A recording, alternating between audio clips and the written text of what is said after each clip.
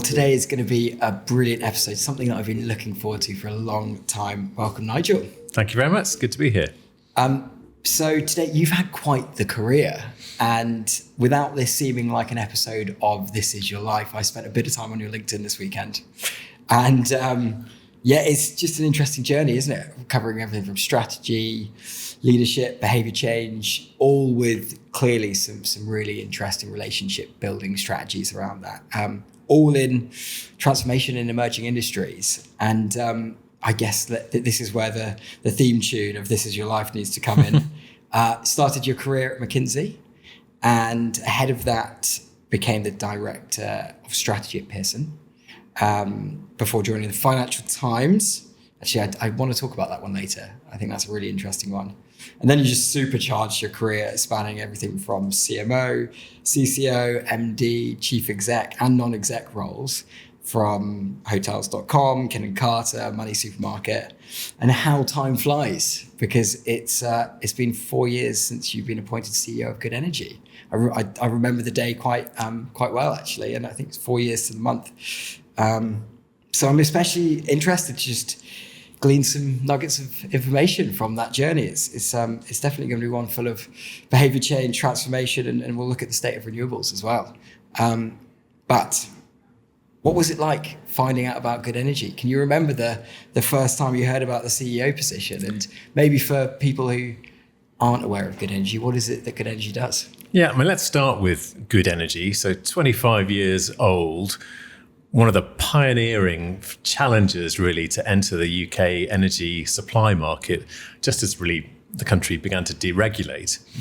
And it was an early champion of renewable electricity. Now, the way it championed it all those years ago was to raise some money and to take consumers' bill money and actually get renewable assets built. There were very, very few renewable generation assets in the UK at the time, and their first move was to go to what actually was the first commercial wind farm in Britain, and that is on the North Cornish coast, in a place called Delabole. Yeah, that's right, near Tintagel.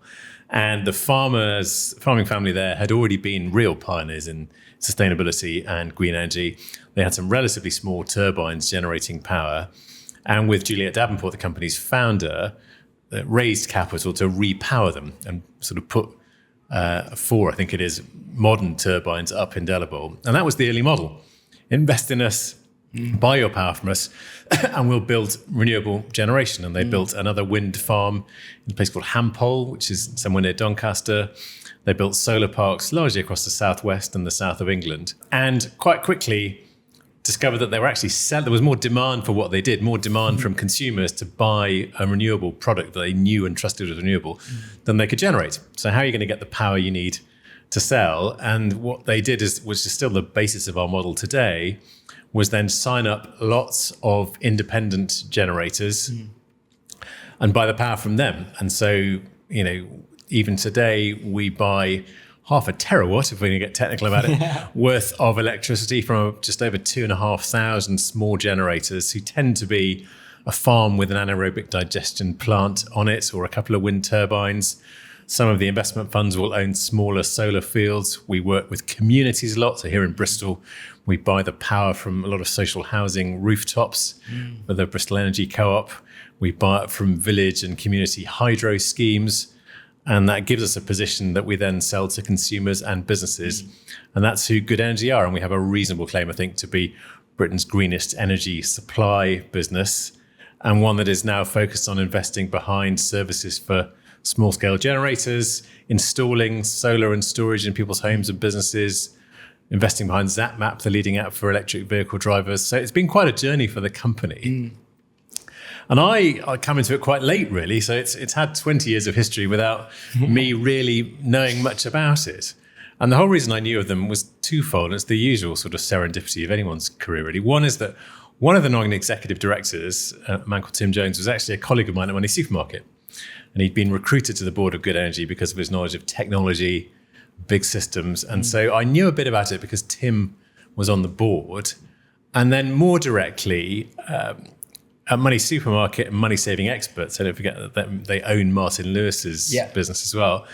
energy switching then was a big part of the business. And we would deal with all the energy firms going, can you shave a bit more off that tariff? And maybe you'll get featured in this week's tip if it's big enough. And so that's how I began to know a bit more about the consumer energy world, how it worked. And then when they were looking for a CEO, once Juliet had decided to step down, it was thought good timing. And it was a role I really wanted to do. And obviously a fascinating business in a very, very worthwhile place. And what is the state of renewables now? And how has that changed over the last 25, 10, 5 years? I mean, there's always a risk that a cynical audience, rightly so often, will kind of think, oh goodness, there's so much more to do. We, generate so much CO2 and pollutants in the way we generate electricity. It's all terrible. Actually, the UK has quite a success story in the broad sense of renewable generation on the grid. So in the time that Good Energy's existed, it's gone from being a handful of percentage points of power generation to, on a day like today where it's pretty breezy and nice and sunny, there'll be easily 40% of the UK's energy needs right at the moment will be being fulfilled by renewables. And the way we have grown our contracting schemes to help people to build them is all a big success story for governments of both colours, frankly, over the last 10 to 15 years. So from that point of view, it's unrecognisable from where we were. I think the areas that still are on the starting grid really is that, for example, there's still only about 5% of the available roof space in the UK, or the eligible, I should say, roof space in the UK that has solar generation on it. That seems to us always to be a bit of a no-brainer. Why wouldn't you? And the big new needs, which are around, to hit our climate goals, we need to begin to electrify transportation and heating. They're only really getting started. So it's not in a bad shape, and some impressive progress has been made, but we're at the start of a revolution, not the end of it. Love it. So I mean, over the last 4 years, it's been an interesting ride. What has it been like? Especially the first year of you taking over. There's some pretty heavy things to be a leader. Yeah. Tell us about the journey. What have been the highs? What have been the lows? It's not been dull, that's for sure. So, why did they hire me? Because I had a digital background. I'd worked for Expedia for a long time. I'd worked at the FT on the online side, money save music market, and there was a view that energy propositions were about to become much more digitized. So let's get somebody who understands this world, and don't worry too much about energy. Plenty of people who understand how energy is traded in the UK, how to sign up renewable generators. We can all do all that. We need your different expertise. So I naively signed up on that basis, I suppose. And that was I arrived in, May 2021. And by July of that year, so 6 weeks later, we were dealing with a hostile takeover bid from our largest shareholder, Ecotricity, and Dale Vince's business. Now, I obviously knew that Ecotricity owned a big chunk of the shares, and in fact, there'd been some quite well-publicised spats some years beforehand. But to some extent, my misfortune was that Dale and Ecotricity had sold another business and therefore had more cash to try and sort of take a run. But actually, genuine hostile bids, which means that the bidder goes over the heads of the board of the company who won't recommend their bid, talks directly to the shareholders and said, look, actually, these idiots are not running this company very well. Your investment is not working very well. You should take our money and we've got a great vision for it, are really rare in the UK. Yeah. They often fail.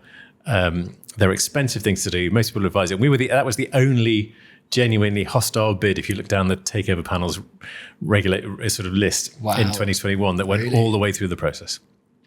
So we were faced with a hostile takeover bid from somebody who was a long-standing competitor, and with a degree of long-standing enmity between the two businesses, I would say, despite their shared interest in within 6 weeks. Within 6 weeks.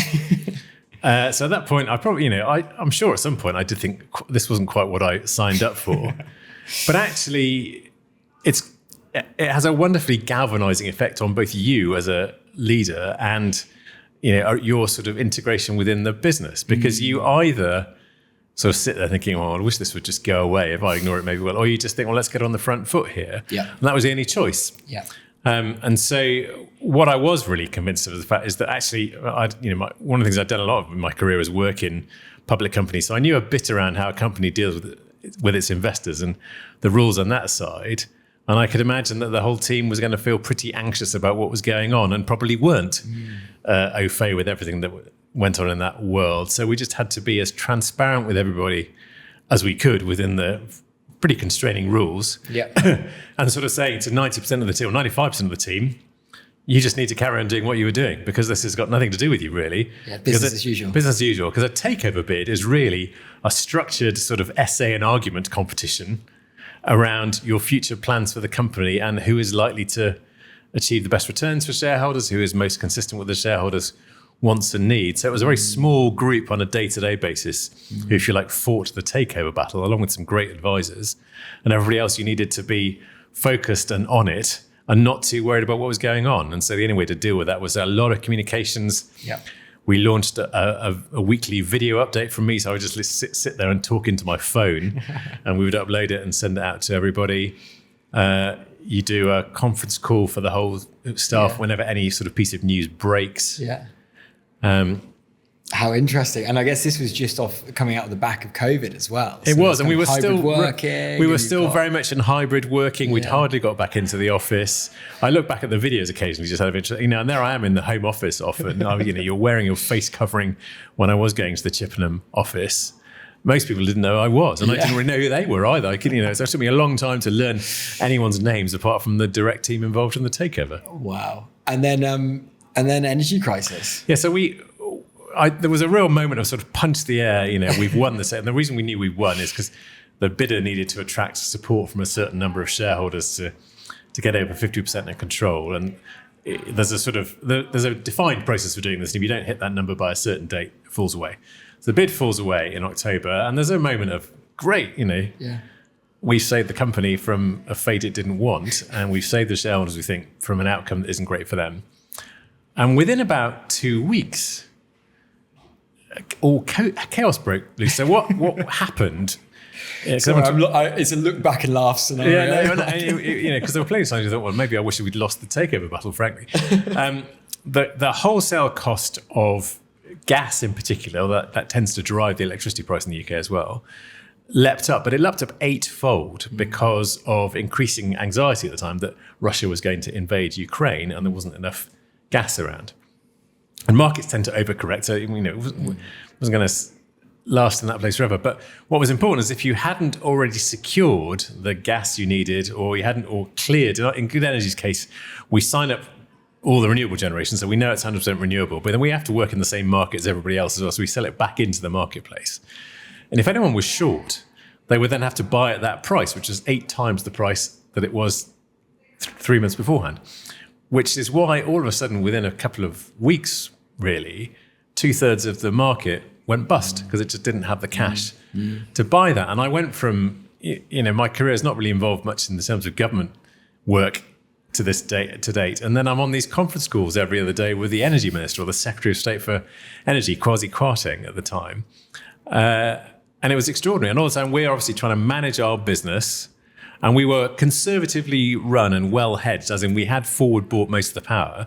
But even for somebody like us, all of a sudden consumer behavior suddenly changed and the people stopped switching. So you would normally, perfectly sensible, assume a certain level of churn because that was what happened in the marketplace.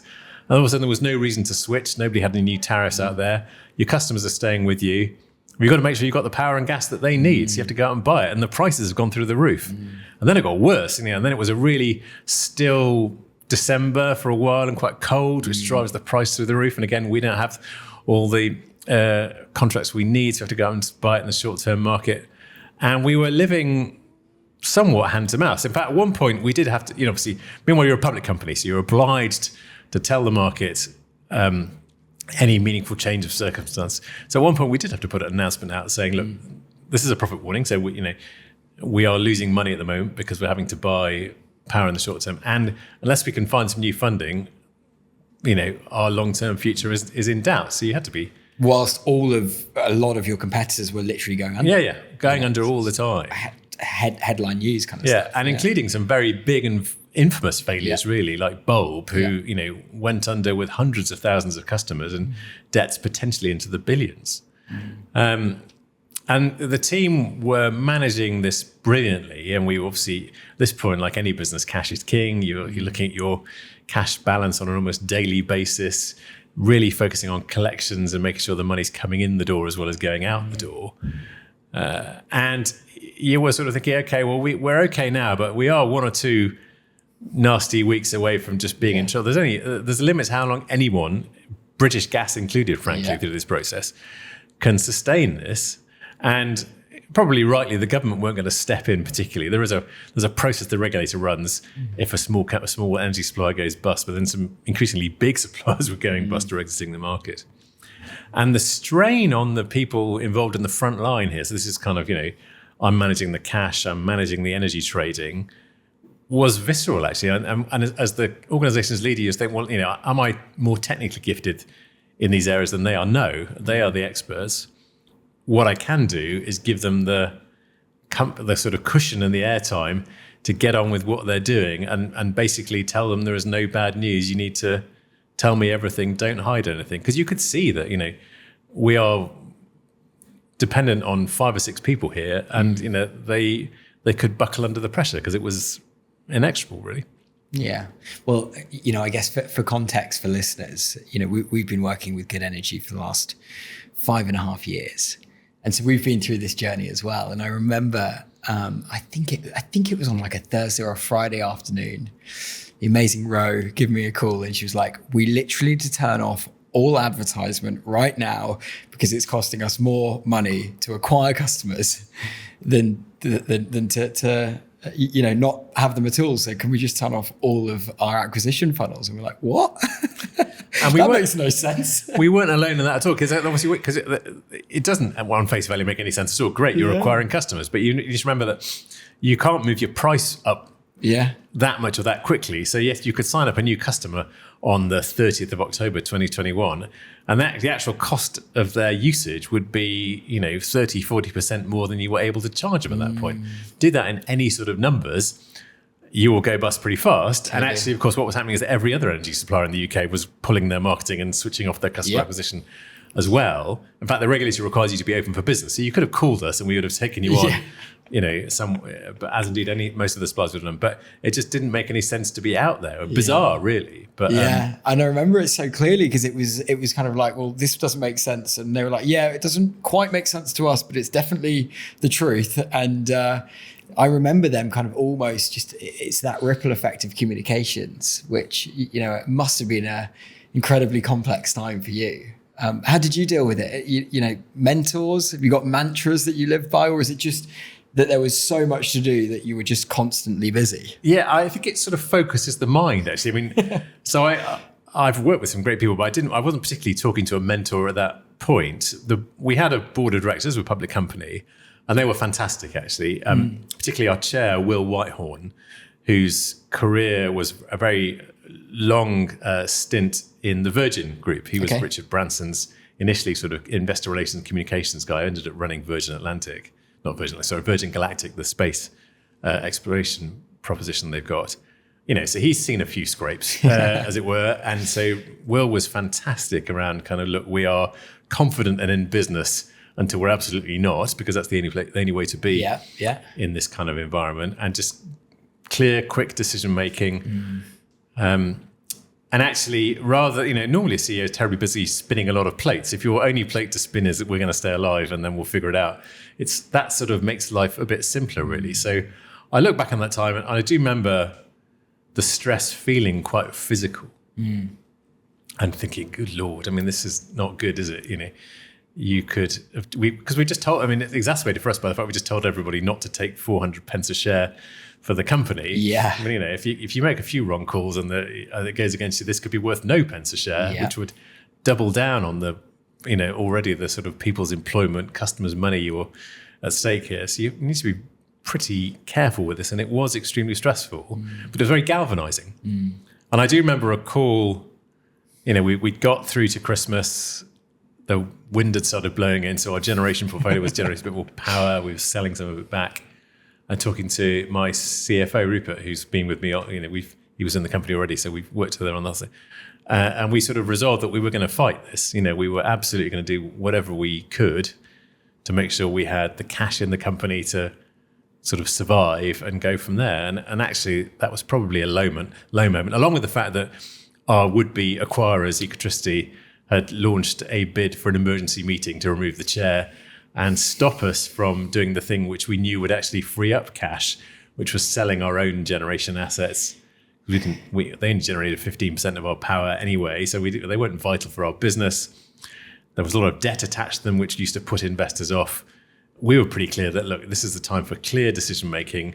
There's a demand for these assets. If we could sell them, we can become debt free. We'll have cash to invest, and we'll have the biggest possible safety margin if this crisis continues. Yeah. So we knew we had to get this out. And then, so you were sort of managing from day to day, focusing on the cash, trying to communicate with everybody. Used to do daily calls with the leadership team at this point, and actually thinking, if we could only get this sold for a decent amount of money, we'll be in a very different place. And we did finally get it sold. And we got it sold despite the threat of a meeting telling us not to, because they were our assets to sell. So absolutely, you could sell them. And that then gave us the cash to cement our survival, but also invest in the future. I think that consistency in communications is the key there, isn't it? And, I remember, a handful of the Lauras, we're going to give them a shout out, the Lauras, the Ians, the Frans of the world. It really did feel like it was stable, even though it was very wavy. And I guess, we're kind of like February. We haven't even gone for one whole year just yet. But in terms of like being handed over the baton from an absolute rock star of a founder, Juliet, she really is a true asset, I think, to UK business and innovation. What was it like almost being handed the baton from a founder-led company?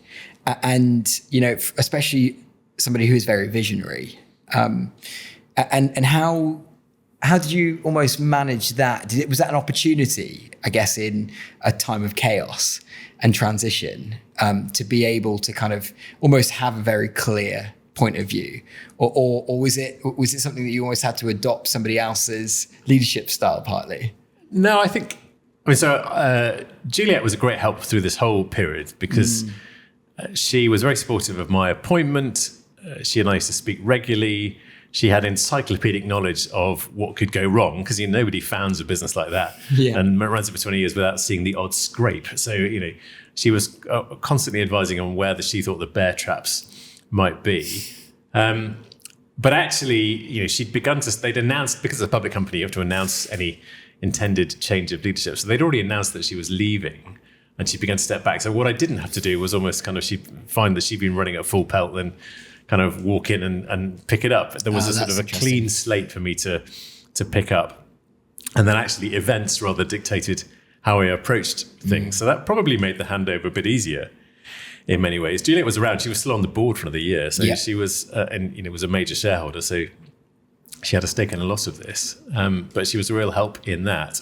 And I think, I've always tried to be, I don't have to try very hard because it's true, extremely respectful of Juliet's role as the company's founder, the pioneering nature of the work she did, the fact that quite a lot of the company's early shareholders and customers were very attached to her and what she did. In fact, I spoke to her last week. We were comparing notes on proposed reforms to the wholesale electricity market in the UK. So she's been a real asset even now. And so I was, I guess, lucky in the way she handed over to me, but also had a chance to sort of just start afresh because of everything we were going through. And I guess the final one, obviously, shifting the narrative, it's all about communications. Like when you are in that period of transition and chaos, is it possible to keep everybody happy? How do you balance that? How do you prioritize? So no, I don't think you can, and you need to develop a bit of a thick skin for the fact that somebody's always going to be unhappy. I think what becomes important is the sort of consistency, clarity, honesty of your communications. And if I was kind of telling myself anything, or as I thought about what I was going to say, whatever I did, never retreat into jargon, because that just shows that you either don't know what you're talking about or you're not confident enough to say it in plain English. And whilst there are lots of rules and you need to be respectful of, really around making sure you don't selectively release information to one group of people that you're not telling to another one, that's an important part of running a public company, always erring on the side of real transparency and clarity. And I was, determined that we weren't going to unnecessarily alarm people, but at the same time, we weren't going to pull the wool over their eyes either. And I think, and a lot of this, I suppose, is the way I try to be generally as a manager and somebody at work. So it wasn't that difficult for me per se, but it seemed to go down very well. People found it refreshingly sort of clear, honest, transparent, and it thankfully worked. And well, I mean, Good Energy is renowned for its mission, not just in terms of the product that it offers to the world, but I think it is a purpose-driven company. People who work, in Chippenham, they have this level of pride, and they have this, I think, level of openness, which must have made it easier to have those conversations. But at the same time, pre-energy crisis, when I'm specifically thinking about the time when we took the Good Energy office into the middle of Bristol, just down there, that street over there. For when Greta came to town, it was very much a climate crisis. Yeah.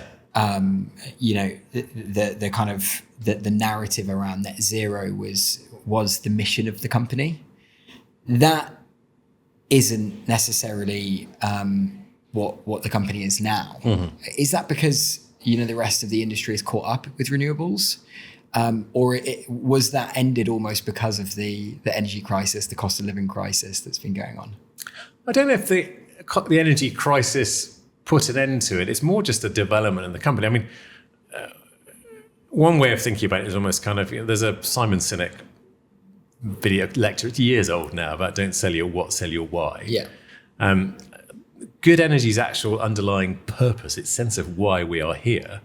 We're here to put dealing with the climate crisis in your hands, the consumer, by helping you be your own power station, hasn't changed whatsoever.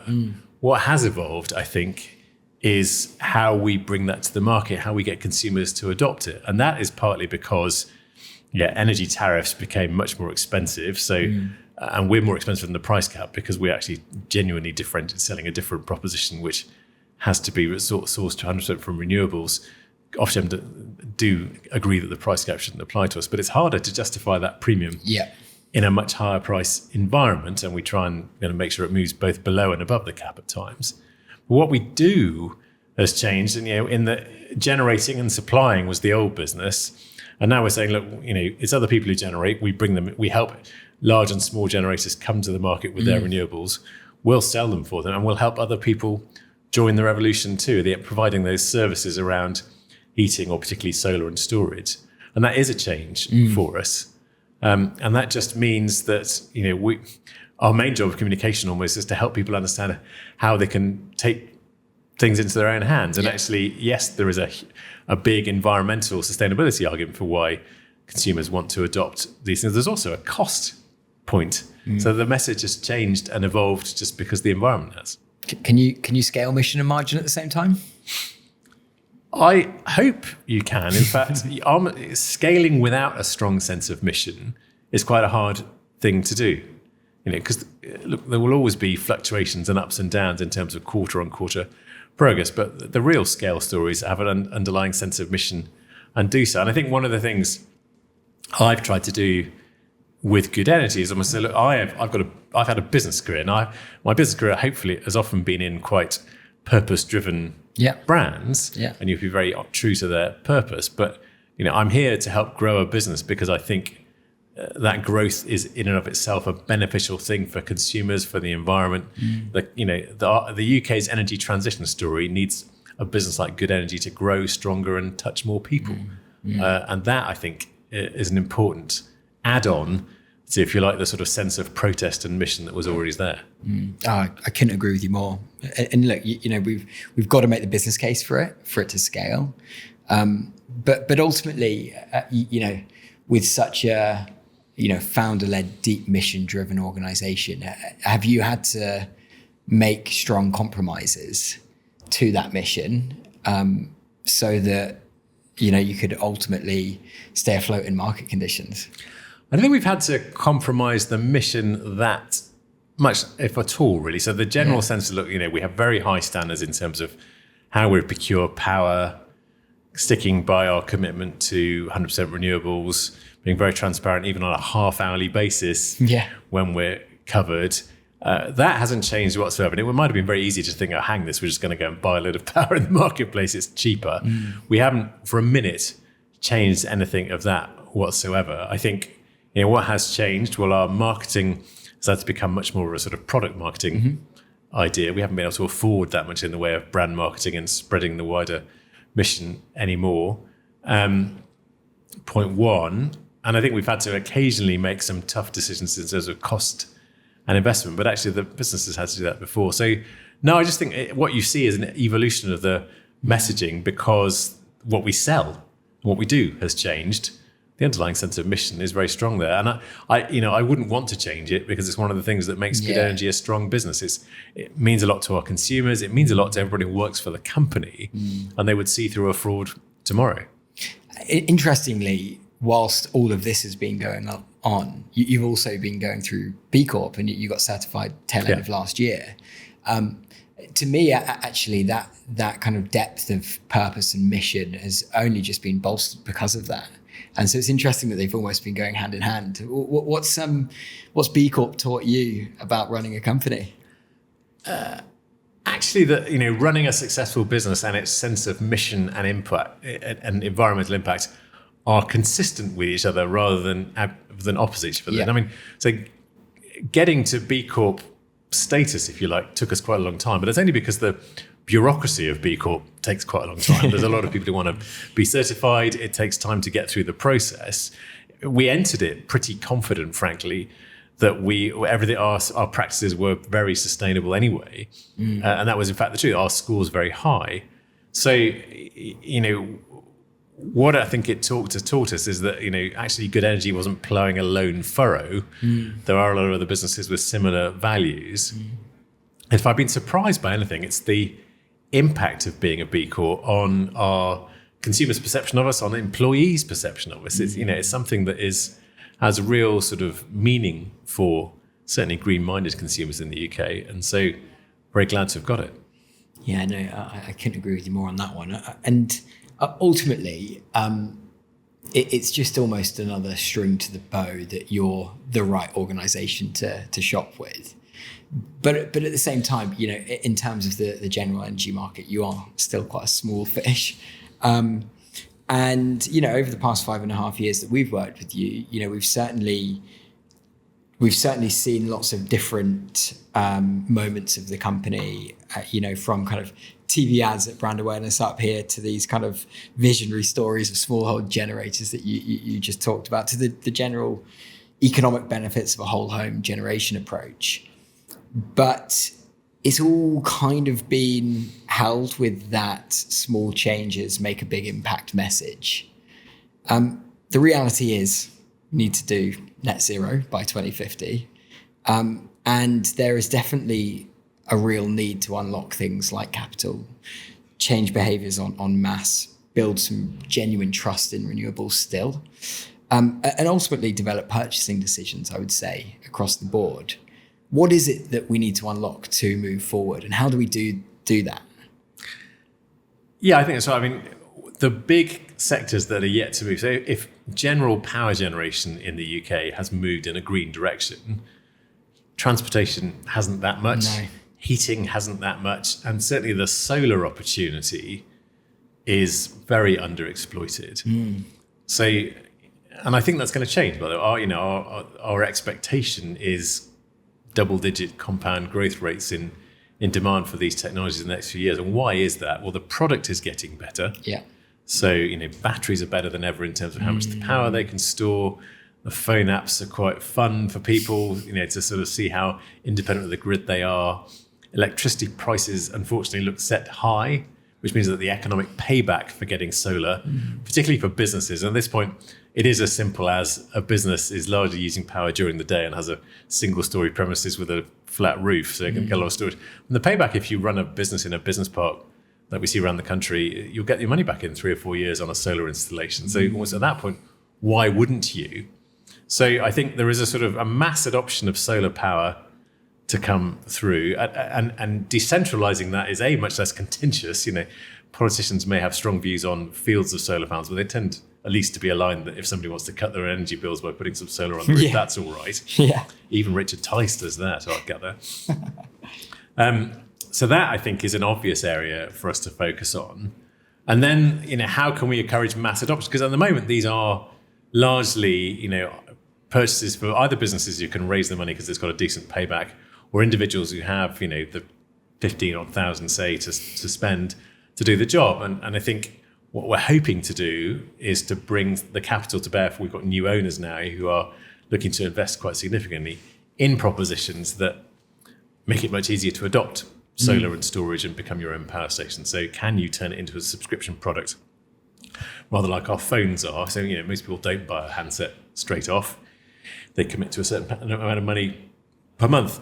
Can you get energy to be that kind of proposition? Yeah. And that's easy to say. It's actually quite hard to do in terms of where at that point you're becoming a bit like a bank. You need kind of capital to back it. But that's the sort of area we need to get to see the adoption rates we need to get to. And do you personally believe that we can do it by 2050? By 2050, yes. I think we have every incentive to do that, really. 2040? So what our modelling was that 2030?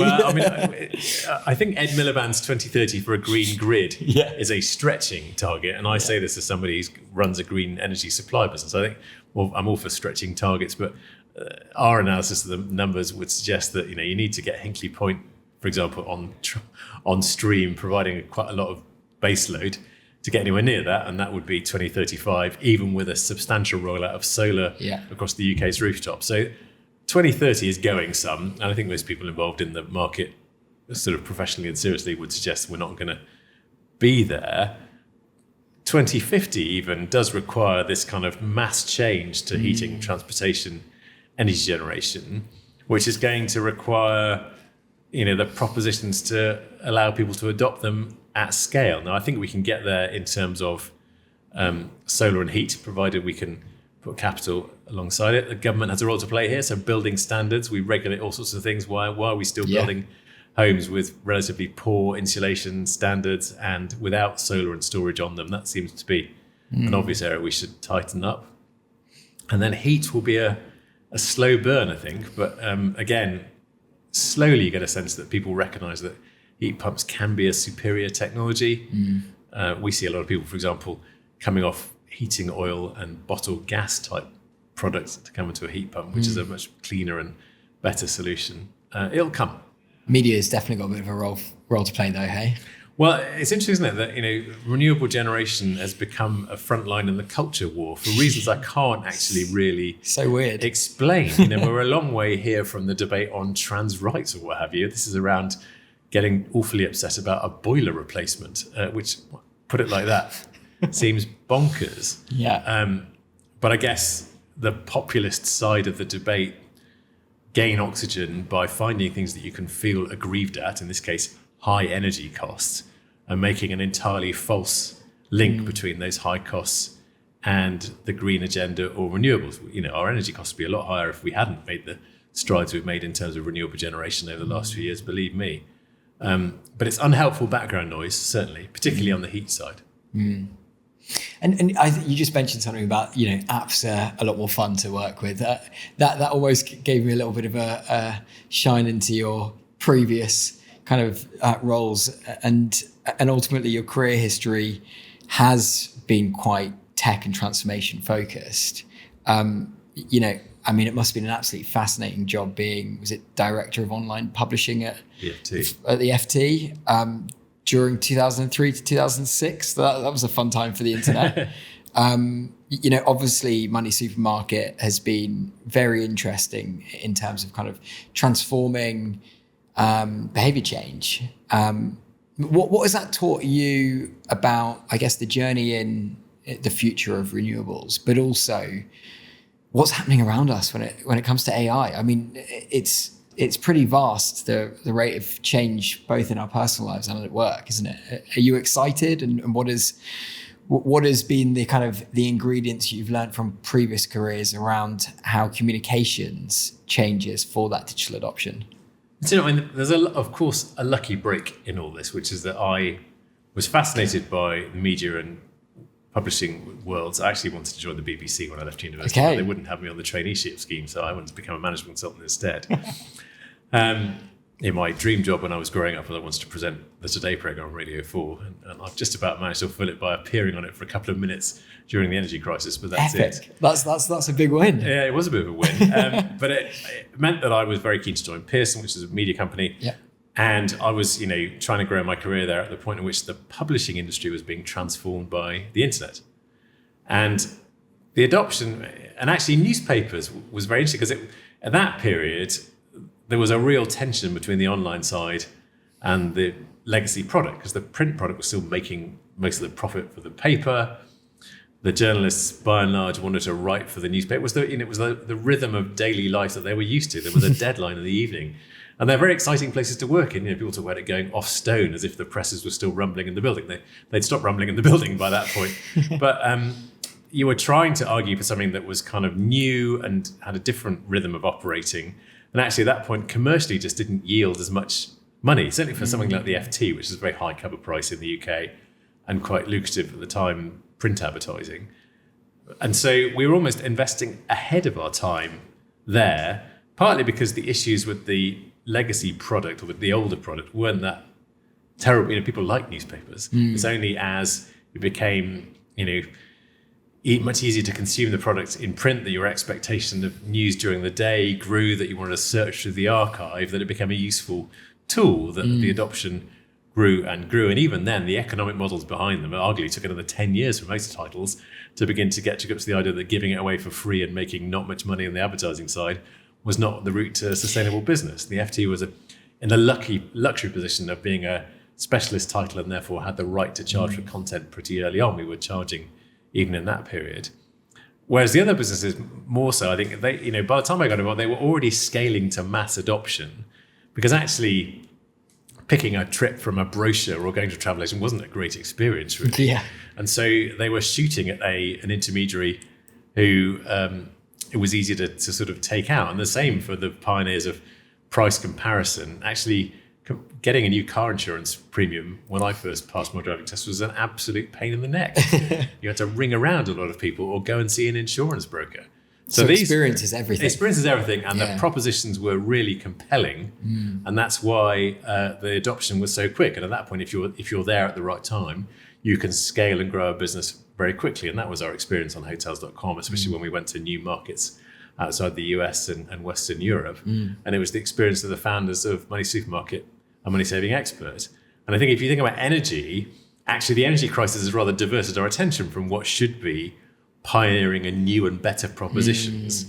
And they're not quite there. And until they're sort of really easy, they're not there. I mean, you have to be quite a professional consumer to get to a place where, you've got your electric vehicle and your battery and your solar system, and you're bringing in power and you're making decisions around when to use your own power, when to store it, when to maybe sell it back to the grid.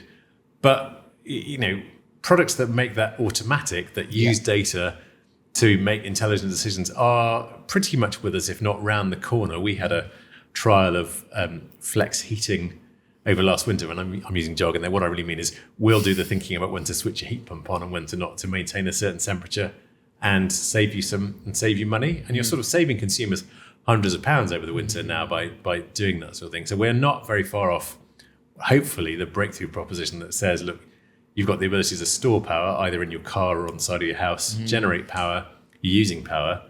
We'll help you figure out how to do that in the most cost-effective way possible and bring down your bills, because that's is all the that only people really care about, right? That's what exactly will generally encourage mass adoption. That's what we need to do for our economy, and we're on the cusp of being able to do that. So those are that automated whole home approach is going to be the biggest tech change in the next decade, or is there more? Is there more tech that is yet to come out? What are you excited for? Yes, I'm excited for the idea of a sort of a flexible energy grid. Okay. Much more decentralized than even our grid is today, because effectively an individual home is using and generating power intelligently and placing much less stress on the general electricity grid. That's a huge breakthrough. If you think about where the UK came from, I don't know, 30 years ago, the central electricity generating board controlled 200 odd power stations, mostly burning coal or gas, and managed the system from there. And then we're going to move to a much more decentralized world where a lot of people are hardly using grid generated power. That's fascinating. I think that's the real breakthrough proposition here, because it makes owning and driving an electric vehicle genuinely convenient and cheaper. It makes switching your heating to electrification, again, a genuinely economic prospect. And saving people some hundreds of pounds over the course of the year has got to be particularly important. Yeah, your home could also be an income or economic generator. Yeah. Selling you back to the grid and consume energy, and it doesn't have this big dirty footprint. Yeah, it's a nice proposition. What are you most excited for about Good Energy in the next 2, 5, 10 years? We sort of very recently actually have just been taken private. So really grateful for the support of Good Energy shareholders over Juliet's long tenure as CEO and mine as well. But we've now got new owners who see us as a vehicle for very considerable investment in the energy transition. And so we're in a position where we're no longer having to quite cut our cloth according to our balance sheet and the wishes of our shareholders, one of whom was potentially a bit hostile towards us a lot of the time.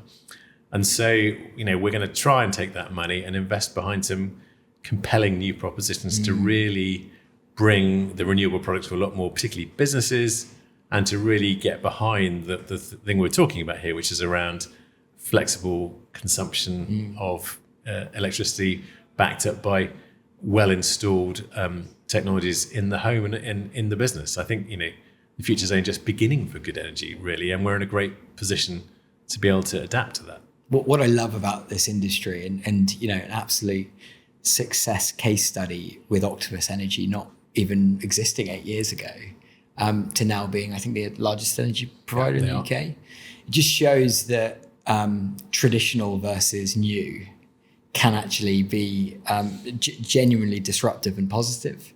And so that's fascinating. I mean, is the ambitions to be that level, Octopus Energy size, or what's the journey? It's pretty new for us, so we're all kind of gulping and sort of taking it. But we certainly want to build significant scale into the business. Whether we quite see ourselves as an Octopus competitor, I don't think so. Actually, Octopus are both growing a supply proposition, but also they have the underlying technology underneath the business, Kraken, which they want to license around the world.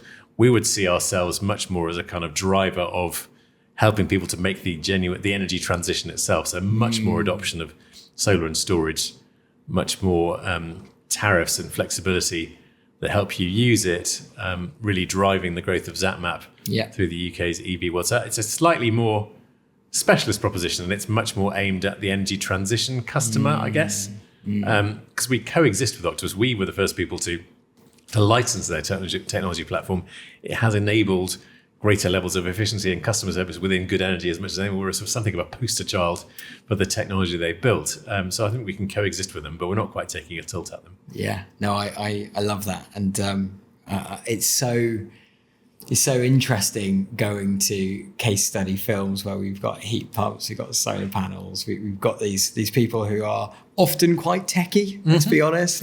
But they've got heart. Yeah. And that's what Good Energy is, So look, we have 3 questions that we always ask to end.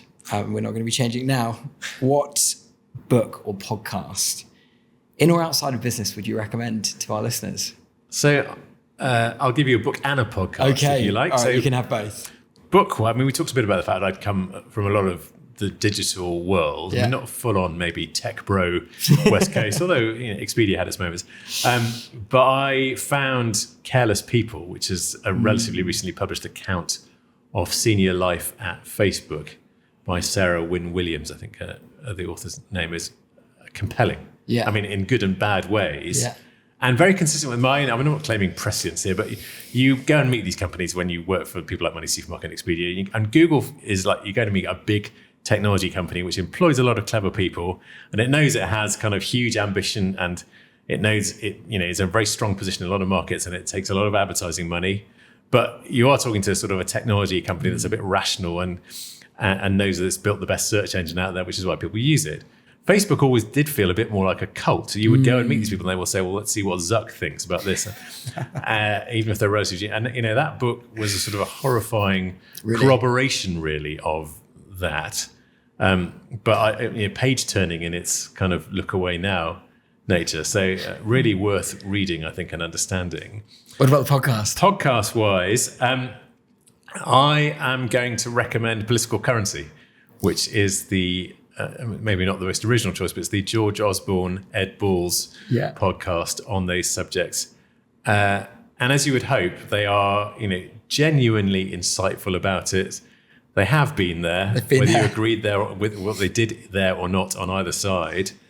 And there is also, I think, something quite compelling, and I think it's genuine as well, about two people from different sides of a political divide who clearly get along with each other very well. They rib each other occasionally in a good-natured way, but you listen to that and you don't doubt for a minute that both individuals, when they were in high office, thought they were doing absolutely the best thing for the UK, were very aware of the responsibility they'd been given, their accountability to voters. And yes, I'm sure there were all sorts of dirty tricks and, well, not quite, politicking and day-to-day tactics.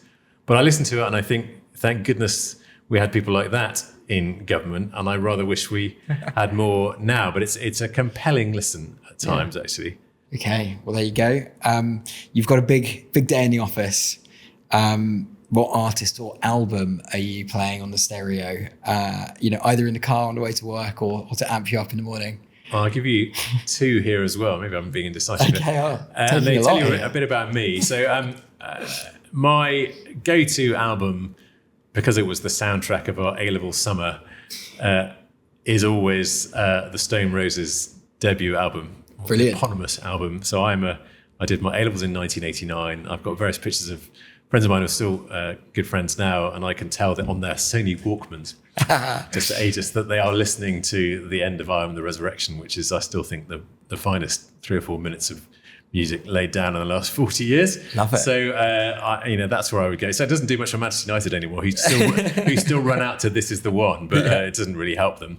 So that's your morning. That's the morning. What's going back? Going back. Well, I'm actually the son of a classical musician. My mother was a professional violinist. She's retired now, and she was in the Halle Orchestra in Manchester, and the Liverpool Phil after that. Like a lot of children, I played a musical instrument. I'm a bit rusty now, but I actually listen to a lot of classical music as well. So I would listen to, if you haven't listened to it, actually, a favourite of mine is Tchaikovsky's Sixth Symphony. Okay. The Pathétique, it's called, which is his last work. He died 9 days after it was originally performed. And it supposedly encompasses, as he says, life. It has big ambitions for the symphony. It's a real sort of tour de force, actually. Very complex work. Love it. With some great tunes as well, because it's Tchaikovsky. So yeah, that's a good listen. So the classical music is to maybe calm it down or make you feel inspiration. I get this train ride back from Chippenham to London, where the scenery at the start certainly is beautiful, and it's a nice thing to listen to. If you could collaborate with one person of influence in a campaign, who would it be and why?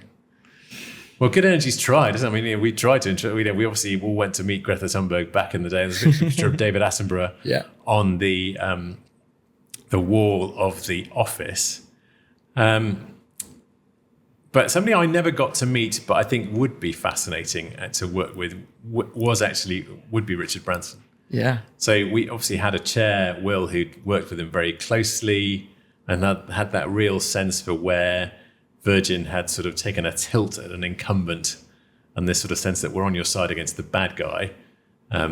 I think would be fascinating to work with. And it was always a bit of a pity that we didn't quite get Richard, as he was referred to, involved in Good Energy, I'm sure, for perfectly good and sensible corporate governance reasons. But he would be an interesting person to work with, I'm sure.